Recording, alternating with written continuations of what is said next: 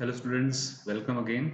आज इस वीडियो में हम डिस्कस करेंगे डाल्टन एटॉमिक थ्योरी और उसके साथ ही हम डिस्कस करने जा रहे हैं वर्जीनियस एंड एवोगाड्रो हाइपोथेसिस। आज का जो हमारा टॉपिक है ये पिछले टॉपिक के साथ रिलेटेड है। ठीक है, तो जिन बच्चों ने अभी तक हमारी जो फर्स्ट पार्ट और सेकंड पार्ट की वीडियोस नहीं देखी हैं तो मेरी उनसे रिक्वेस्ट है पहले उन वीडियोस को अच्छे से वॉच करें, समझें, तो तब जाके आपको ये वाला पार्ट जो है समझ आने वाला है। तो चलिए स्टार्ट करते हैं आज का जो टॉपिक है। सबसे पहले हम डिस्कस करेंगे डाल्टन एटॉमिक थ्योरी को। डाल्टन एक ऐसे साइंटिस्ट थे जिन्होंने जो लॉज ऑफ केमिकल कॉम्बिनेशन हैं उनको थ्योरेटिकली जस्टिफाई करने के लिए कुछ थ्योरीज दी। ठीक है, तो उसके जो थ्योरी के जो पॉस्टुलेट थे वो हम आज डिस्कस करने जा रहे हैं। तो क्या कहा था डाल्टन ने? डाल्टन ने कहा था कि मैटर जो है that is made up of extremely small indivisible and indestructible ultimate particles called atom. ठीक है, मीन्स जो मैटर है वो छोटे छोटे, बहुत ही छोटे पार्टिकल्स जो कि इंडिविजिबल हैं और इंडिस्ट्रक्टिबल भी हैं।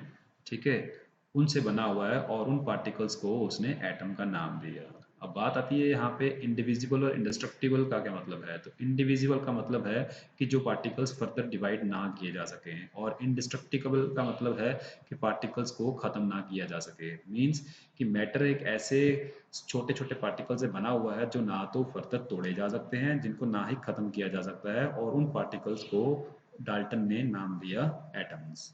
ठीक है, तो फर्दर उसने स्टेटमेंट दी कि जो एटम है वो, अगर हम किसी एक एलिमेंट की बात करें तो उसके अंदर जितने भी एलिमेंट, जितने भी उसके अंदर एटम्स होंगे वो सारे के सारे क्या होंगे, सेम होंगे हर चीज़ में। मीन्स अगर उनकी हम शेप की बात करते हैं, साइज़ की बात करते हैं, मास की बात करते हैं या फिर उनकी प्रॉपर्टीज़ की बात करते हैं तो वो सब एटम्स की क्या होगी, सेम होगी। सपोज हम यहाँ बात कर रहे हैं हाइड्रोजन एलिमेंट की, तो हाइड्रोजन एलिमेंट में सपोज कि हमारे पास अगर 100 एटम्स हैं तो अकॉर्डिंग टू डाल्टन वो सारे के सारे एटम्स क्या होंगे, साइज में, शेप में, मास में और प्रॉपर्टीज में, हर रिस्पेक्ट में क्या होंगे, सेम होंगे। और atoms of different elements are different in all respects and have different masses and the chemical properties। ये उसकी थर्ड स्टेटमेंट थी। तो उसने कहा था कि अगर हम दो डिफरेंट एलिमेंट्स के एटम को कंपेयर करते हैं तो उनके जो मासेस होंगे और उनकी जो साइज होगा, शेप होगा, उनकी जो केमिकल प्रॉपर्टीज होंगी वो डिफरेंट होंगी। ठीक है, मीन्स अगर हम कंपेयर करते हैं हाइड्रोजन एटम को और ऑक्सीजन एटम को या फिर नाइट्रोजन एटम को, तो ये दो तीन जो हमने एटम यहाँ पे डिस्कस किए हैं तो इनकी जो मासेस होंगे, केमिकल प्रॉपर्टीज होगी, साइज होगा, शेप होगा, ये डाल्टन के अकॉर्डिंगली क्या होंगे, डिफरेंट होंगे। ठीक है, नेक्स्ट उसने कहा कि atom is the smallest unit that take part in a chemical combination. ठीक है, भी जब भी कोई केमिकल रिएक्शन होगा तो उसके अंदर जो सबसे छोटा पार्टिकल जो रिएक्ट करेगा that would be the atom. It means atom से छोटा कोई पार्टिकल नहीं है जो कि किसी केमिकल रिएक्शन में अपना जो भागीदारी है वो दे सके। That means atom would be the smallest. Okay, next उसने कहा कि एटम्स ऑफ टू और more elements combine in a fixed ratio two form compound atoms. ठीक है, जिनको हम आजकल मॉलिक्यूल्स के नाम से भी जानते हैं।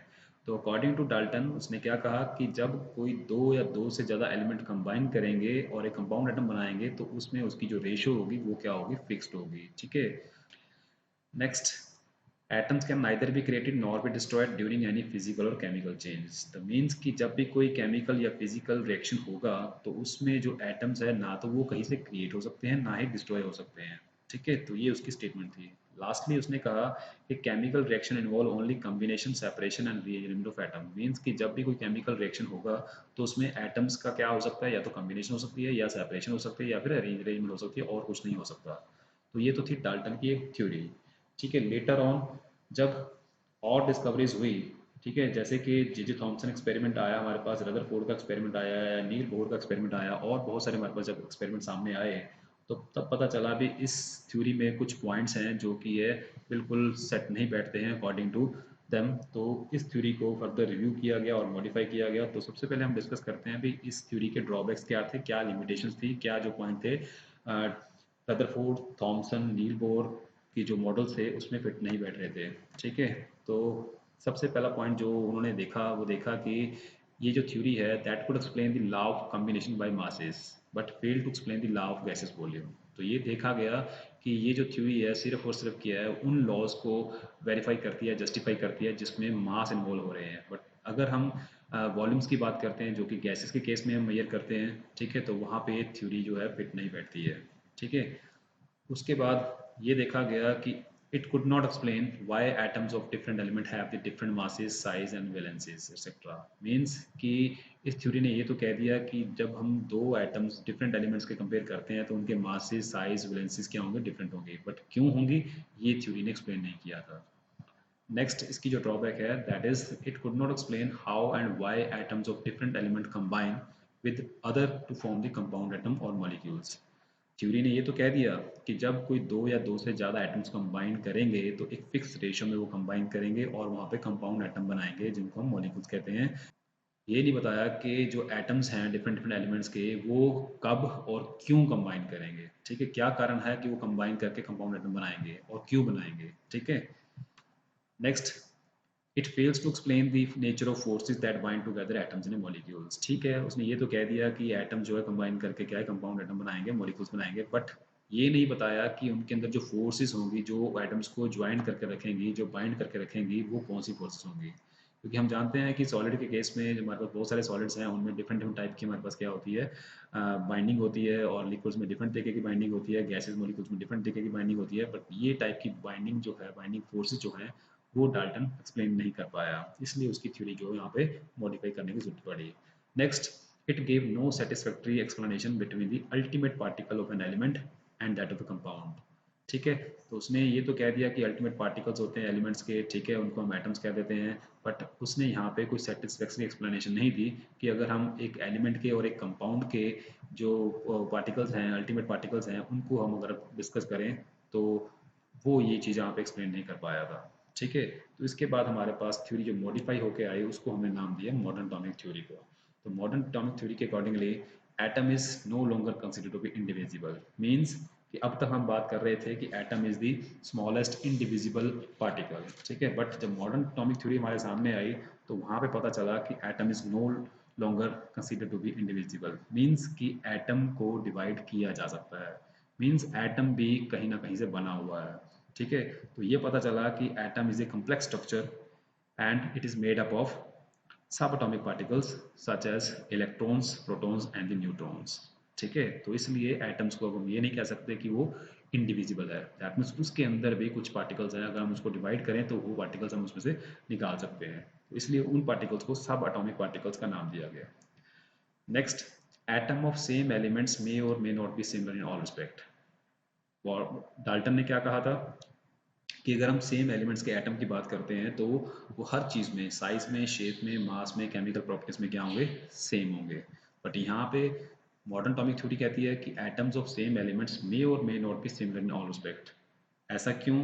क्योंकि ये देखा गया है कि जो हमारे पास एटम्स होते हैं किसी भी एलिमेंट की अगर बात करें तो वहाँ पे हमारे पास एक तरह के एटम नहीं होते हैं, बहुत तरह के एटम्स होते हैं। ठीक है, अगर हम बात करते हैं क्लोरीन की बात कर लें तो क्लोरीन के अंदर हमारे पास दो तरह के आइटम्स होते हैं, एक जिनका मास 35 होता है और दूसरे जिनका मास जो है 37 होता है। ठीक है, तो हम जो इनका एवरेज लेते हैं रिलेटिव टू देयर अबंडेंस, ठीक है, तो वो हमारे पास जहाँ मास आता है 35.5 आता है, और ये कैसे आता है इसको हम लेटर में डिस्कस करेंगे। तो ठीक है, तो ऐसे एटम्स जो कि एक सेम एलिमेंट के हैं बट उनके जो मासेस हैं वो डिफरेंट डिफरेंट हैं बट एटॉमिक नंबर सेम है, उनको हम आइसोटोप्स कहते हैं। ठीक है, तो दैट मीन्स हम कह सकते हैं एलिमेंट्स के अंदर क्या होते हैं, आइसोटोप्स होते हैं, जिनका क्या है एटॉमिक नंबर तो सेम होता है बट एटॉमिक मास जो है वो डिफरेंट होता है। इस वजह से जिन भी एटम्स का मास 35 होगा उनकी प्रॉपर्टीज डिफरेंट होंगी, जिनका 37 होगा उनकी प्रॉपर्टीज क्या होंगी, डिफरेंट होंगी। ठीक है, और हम ये नहीं कह सकते कि atom of same element are similar in all respect. ठीक है, कुछ ना कुछ में चेंजेस हो सकती हैं। नेक्स्ट हमारे पास है एटम्स ऑफ डिफरेंट एलिमेंट में हैव द सिमिलर वन और मोर प्रॉपर्टीज। पीछे हमने डिस्कस किया था डाल्टन एटॉमिक थ्योरी में कि जो दो एलिमेंट्स को हम डिस्कस करते हैं, दो डिफरेंट एलिमेंट्स को अगर हम डिस्कस करते हैं तो वहाँ पे उनके एटम में क्या होगी, डिसिमिलरिटीज होंगी। ठीक है, बट यहाँ पे बात आती है कि दो डिफरेंट एलिमेंट के एटम में सिमिलरिटीज भी हो सकती हैं, किसी भी तरह की एक कोई ना कोई सिमिलरिटी हो सकती है। अब जैसे यहाँ पे हम एग्जांपल लेते हैं कैल्शियम की और आर्गन की। ठीक है, अगर हम इनके मासेस को डिस्कस करें तो कैल्शियम का मास भी 40 है और आर्गन का मास भी 40 आता है हमारे पास। मीन्स यहाँ पे जो इनका मास वाली जो प्रॉपर्टी है वो क्या आ रही है, सेम आ रही है। तो ऐसे एलिमेंट्स जिनके हमारे पास एटॉमिक नंबर तो डिफरेंट होते हैं बट मास सेम होते हैं उन्हें हम आइसोबार्स कहते हैं। ठीक है, तो यहाँ पे हमारे पास सेम मासेस आ रहे हैं, तो यहाँ पे हम ये नहीं कह सकते कि दो डिफरेंट एलिमेंट्स के एटम्स की जो प्रॉपर्टीज है सबकी सारी सारी की सारी वो क्या होंगी, डिफरेंट होंगी। ठीक है, they may have the similar properties.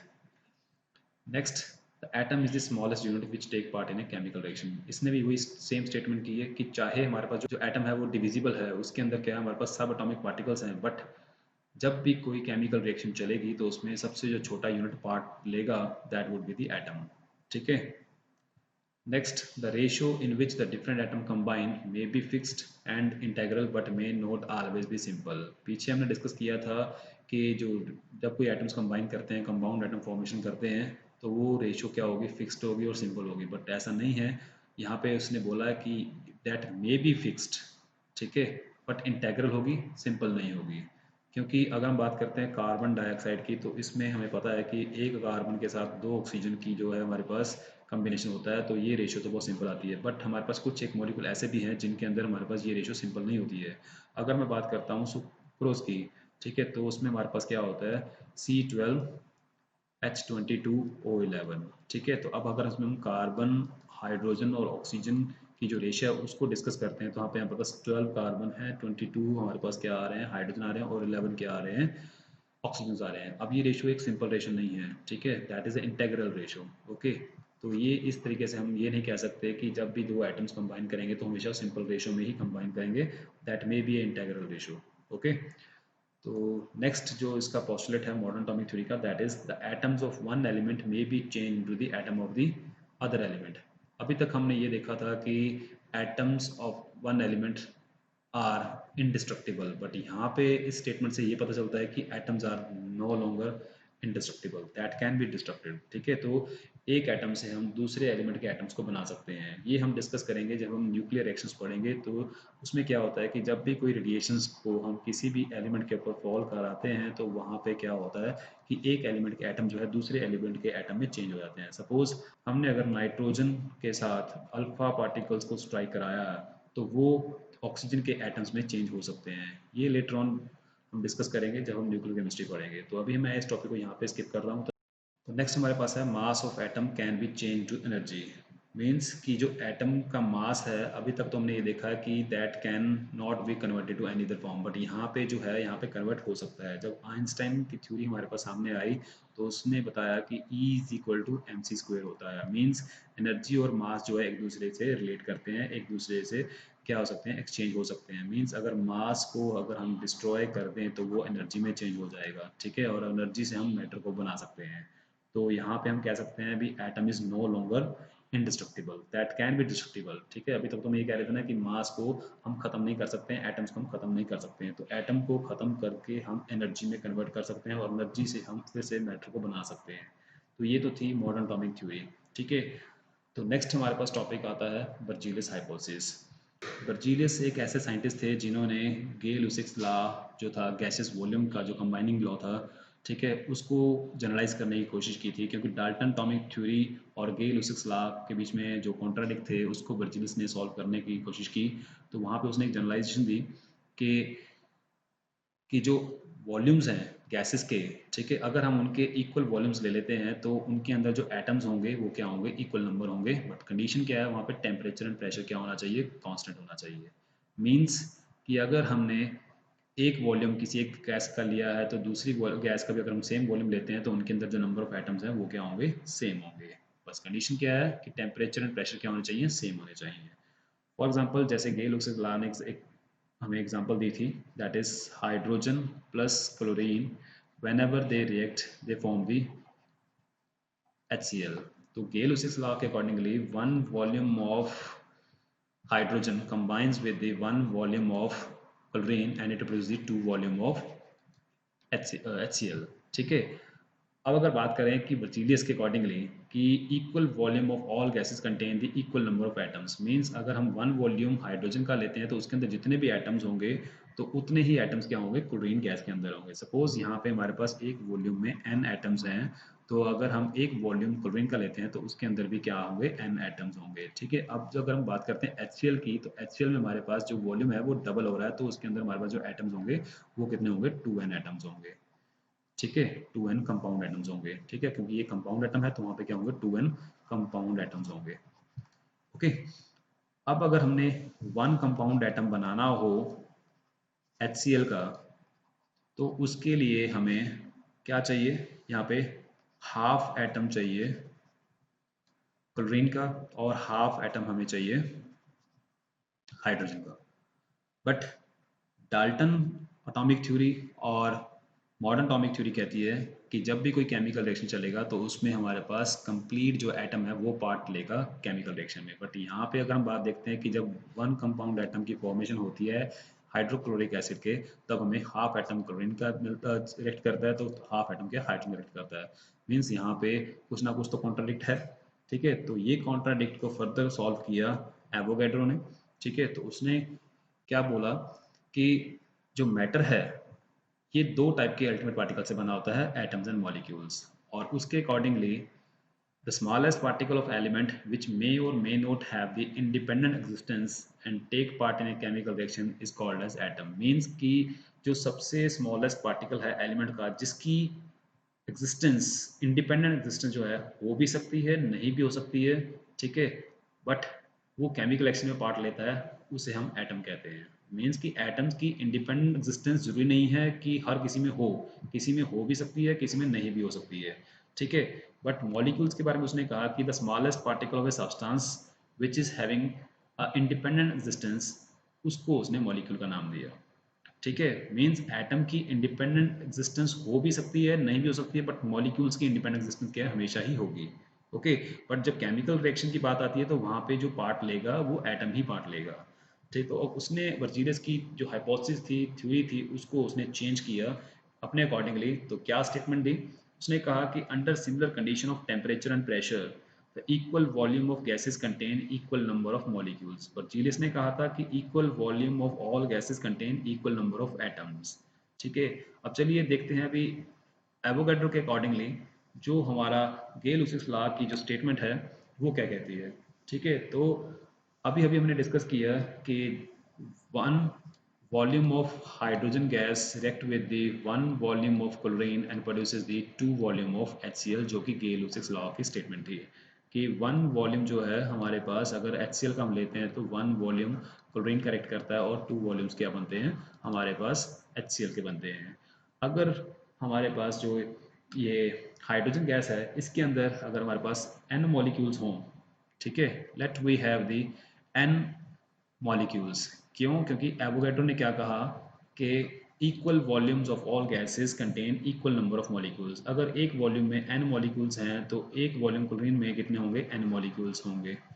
ठीक है, और जब ये रिएक्ट करेंगे तो हमारे पास क्या बनेंगे, 2n मॉलिक्यूल्स बनेंगे। ओके, अगर हमें यहाँ पे वन मॉलिक्यूल बनाना है, ठीक है, तो हम क्या करेंगे कि हमारे पास यहाँ पे हाफ मॉलिक्यूल हम क्लोरीन का ले लेंगे, ठीक है, और हाफ मॉलिक्यूल ही हमें क्या लेना पड़ेगा, हाइड्रोजन का लेना पड़ेगा।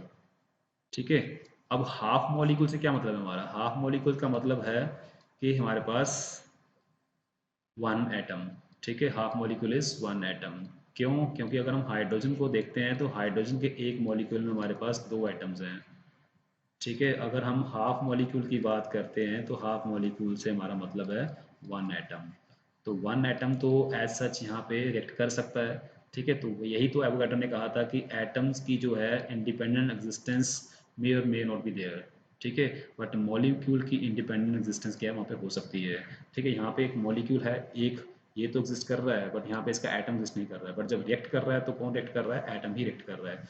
तो यहाँ पे वन एटम of hydrogen, ठीक है, is going to react with the one atom of chlorine, ठीक है, and forming the one compound atom of HCl। ठीक है, तो one compound atom means one molecule बन रहा है। ठीक है, अब one atom ऐसा तो एग्जिस्ट नहीं करता, ये मॉलिक्यूल की फॉर्म एग्जिस्ट करता है, तो यहाँ पे हम कहते हैं कि half molecule of HCl is going to react with the half molecule of chlorine, ठीक है, and they are forming the one molecule of HCl। इसी तरह से अगर हम वाटर की बात करते हैं तो वाटर की रिएक्शन में क्या होता है कि two volume of hydrogen react with the one volume of oxygen.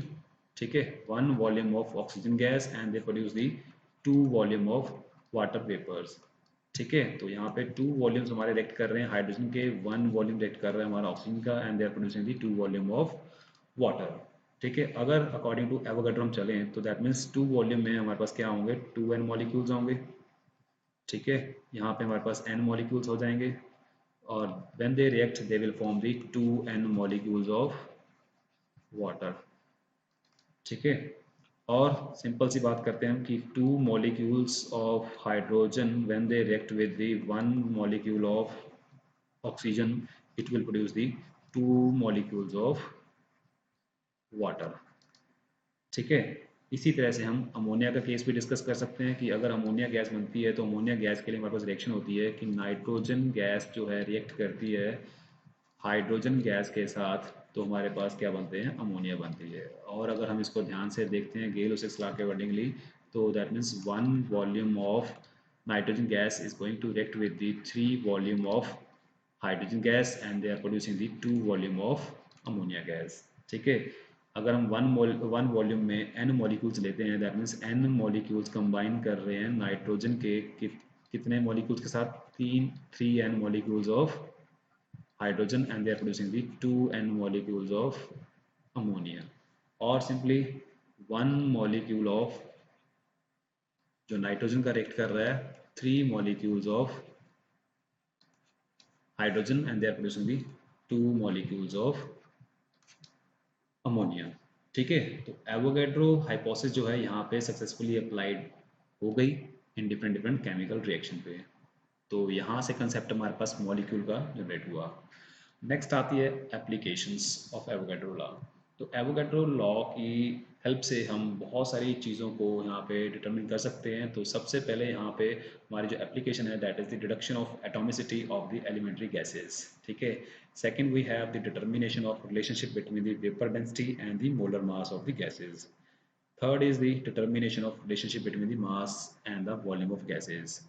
तो यहाँ पे हम डिस्कस करेंगे भी एटॉमिसिटी क्या होती है और उसको हम एवोगैड्रो लॉ की हेल्प से कैसे डिटरमिन कर सकते हैं। ठीक है, कैसे हम डिड्यूस कर सकते हैं।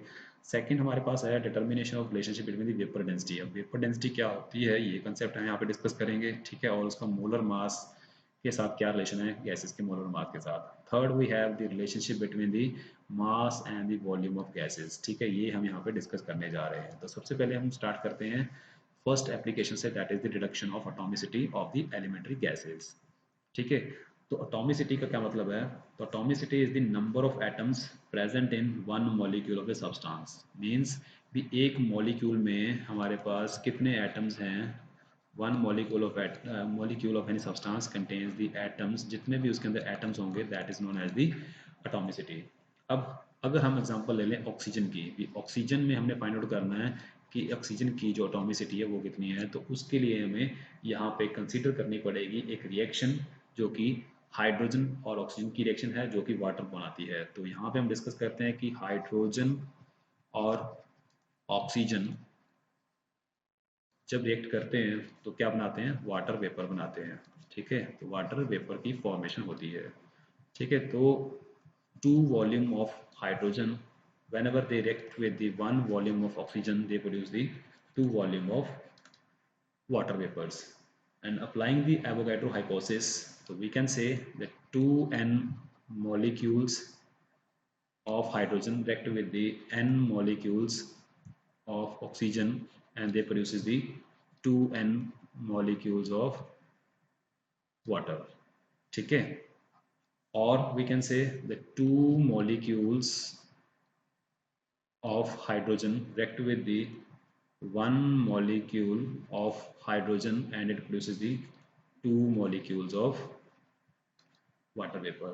ठीक है, और simply 1 molecule of hydrogen react with the half molecule of oxygen and produces the 1 molecule of water vapour. ये अभी हमने सब कुछ पीछे डिस्कस किया था। अब अगर हम ध्यान से देखें कि हाफ मॉलिक्यूल यहाँ पे बात आ रही है ऑक्सीजन की, तो हाफ मॉलिक्यूल ऑफ ऑक्सीजन, ठीक है, ऑफ ऑक्सीजन से हमारा क्या मतलब है कि 1 एटम। ठीक है, यहाँ पे 1 एटम की बात आ जाती है। तो दैट मीन्स कि अगर हम एक मॉलिक्यूल ऑक्सीजन की बात करते हैं 1 मॉलिक्यूल ऑफ ऑक्सीजन, तो that will contain the 2 atoms. ठीक है, तो यहाँ से हमें पता लगा कि जो ऑक्सीजन की एटॉमिसिटी है वो कितनी है, 2 है। क्यों? क्योंकि अभी मैंने स्टेटमेंट में बोला था कि atomicity is the number of atoms which are present in a molecule. तो one molecule of oxygen contains the 2 atoms, so the atomicity of oxygen is 2। ठीक है, तो यहाँ से हम इसकी एटॉमिसिटी कह सकते हैं इट इज 2। ओके, सेकंड जो एप्लीकेशन है that is the determination of relationship between the vapour density and the molar mass. So what is the vapor density? The vapor density is the ratio between the mass of a certain volume of a gas to the mass of the same volume of a hydrogen gas. Means अगर हम vapor density यहाँ पे लिखें तो vapor density is the mass of certain volume of a gas upon the mass of same volume of hydrogen gas. ठीक है, तो उसे हम क्या कह देते हैं, वेपर डेंसिटी कह देते हैं। बट कंडीशन क्या है यहाँ पे, हमारे पास टेम्परेचर और प्रेशर क्या होने चाहिए, सेम होने चाहिए। ठीक है, ओके। तो according to Avogadro hypothesis, equal volume of all gases under similar condition of temperature and pressure contains the equal number of molecules. Let the given volume of the gas and the hydrogen contain the n molecules. ठीक है, यहाँ पे मान के चलते हैं अभी under standard condition of temperature and pressure, तो वेपर डेंसिटी हम कैसे निकालेंगे, we can say the mass of n molecules of a gas। ठीक है, तो अगर हमने वॉल्यूम सेम लिया है, क्योंकि यहाँ पे हमने लिखा सेम वॉल्यूम है, तो हम लिख सकते हैं यहाँ पे कि mass of n molecules of hydrogen। ठीक है, और we can write it is equal to mass of one molecule of a gas upon the mass of one molecule of hydrogen। ठीक है, now since the one molecule of hydrogen contains the two atoms, so we can write the vapor density is equal to the mass of the one molecule of a gas upon mass of two atoms of hydrogen। ओके, अब और हम इसको क्या लिख सकते हैं, the mass of one molecule of a gas upon, we can write it as a 2 into mass of one atom of hydrogen। ठीक है, अब एक हाइड्रोजन के एटम का मास जो है that is equal to 1 atomic mass unit. तो हमारे पास ये रिलेशन यहाँ पे आ जाएगा, the vapour density is equal to, और दूसरी बात यहाँ पे है कि एक मॉलिक्यूल का मास जो है that is known as the molar mass. ठीक है, ये हम लेटर ऑन डिस्कस करेंगे जब हम मोल कंसेप्ट पढ़ेंगे, तो वहाँ पे हम देखेंगे भी किसी भी मॉलिक्यूल के, एक मॉलिक्यूल के का मास जो है that is equal to molar mass होता है। तो vapour density becomes the molar mass, ठीक है, upon 2 into mass of one atom that is equal to 1। so we have a relation that vapor density is equal to molar mass of the gas upon 2, or from that we can say the molar mass of any gas is equal to 2 into vapor density। ठीक है, तो यहाँ पे हमारे पास एक relation आ गया कि molar mass is equal to 2 into vapour density, और vapour density is equal to molar mass by 2। ठीक है, तो vapor density is also called as the relative density of the gas। Next we have the third application of the Avogadro law, that is the determination of relationship between the mass and the volume of the gas। ठीक है, अभी हमने पीछे discuss किया है कि molar मास जो है किसी भी गैस का that is equal to 2 into vapor density है। ठीक है, so we can write it as a 2 into mass of